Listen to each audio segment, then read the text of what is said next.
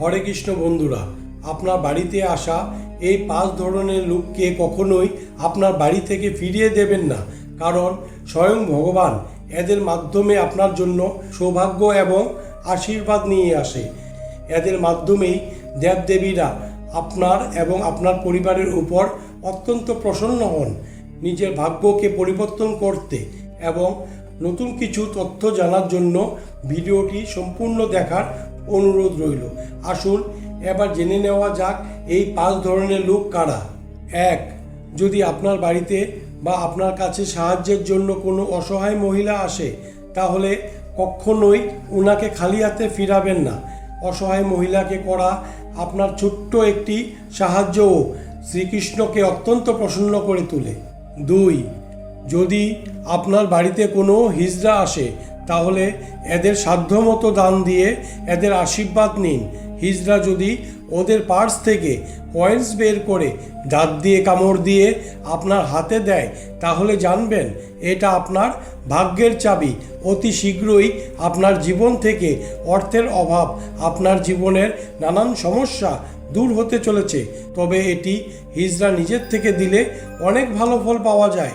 সেই কয়েন্সটি হলুদ কাপড়ে বেঁধে বাড়ির ভালো জায়গাতে রাখুন। 3.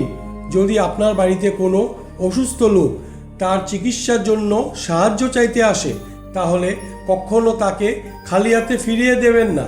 এরকম করা সাহায্যের ফলস্বরূপ ভগবান আপনার হাতকে আর্থিকভাবে অনেক শক্তিশালী করে তোলেন। 4. যদি কোনো বৃদ্ধ লোক কিছু সাহায্য চাইতে আপনার কাছে আসে, তাহলে কখনো দান না দিয়ে ঘুরিয়ে পাঠাবেন না। আপনি যতটুকু পারবেন ততটুকুই দান করুন। তারা শুধু সাহায্য চাইতে আসে না, সৌভাগ্য দিতেও আসে। কাউকে সাহায্য করার পর অবশ্যই নিজের মনের মধ্যে এই কথাটি বলুন, হে শ্রীকৃষ্ণ, আপনাকে কোটি কোটি ধন্যবাদ। আপনি আমাকে এতটুকু যোগ্য বানিয়েছেন যে আজ আমি কাউকে সাহায্য করতে পেরেছি। জীবনের এরকম ভালো কর্মকে কাউকে বলবেন না। 5. যদি আপনার বাড়িতে কোনো ছোট ছেলে বা মেয়ে তার খিদে পেয়েছে বলে খাবার চাইতে আসে, তাহলে তাকে খাবার না খেয়ে যেতে দেবেন না। তাকে ভোজন করিয়ে তৃপ্ত করুন। আপনি দেখবেন কোনো কারণ ছাড়াই আপনার মনের মধ্যে আনন্দ এবং ফুর্তি অনুভব করছেন।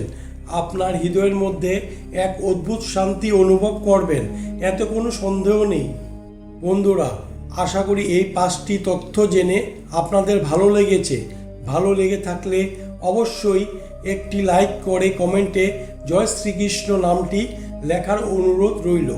আরও নতুন নতুন তথ্য জানার জন্য আমাদের চ্যানেলটিকে সাবস্ক্রাইব করে নেবেন। ধন্যবাদ।